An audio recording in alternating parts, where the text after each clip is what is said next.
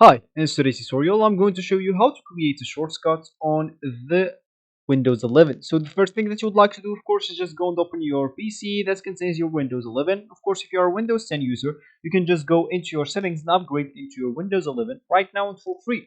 Of course, you can actually upgrade from Windows 10 into 11 without losing any files or any apps on your PC. So don't worry about this side. And of course, you can run the installation or the upgrade into the background of your PC if you want to keep using it in the meanwhile. Of course, that's not going to be a big problem, especially if you have a good PC, but your PC might be a bit slower, but it's not going to be a big problem. And of course, sorry.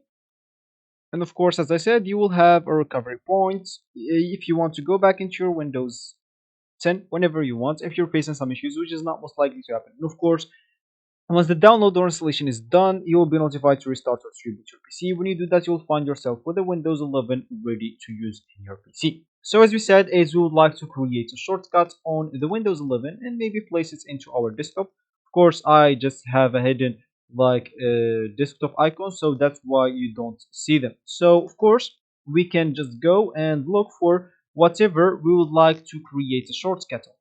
So let's say as an example, I would like to create a shortcut of a word of the Microsoft Word. So simply I'm just going to into my Word here, into the startup, or I can like look for it here and right click on it, of course, or I can just go here and click at open file location. Sorry for that again. So let's just do that. As I said, right click, open file location. That should open this now. Go to Word as well, then right click and open the file location again. And here you should right click on it and then click at show more options. And here make sure you choose the option of create a shortcut, which you should find it like right. Oh, here is it. So just go and click on it, and as you can see, Windows can create shortcuts here. You want the shortcut to be placed in the desktop instead? Click at yes.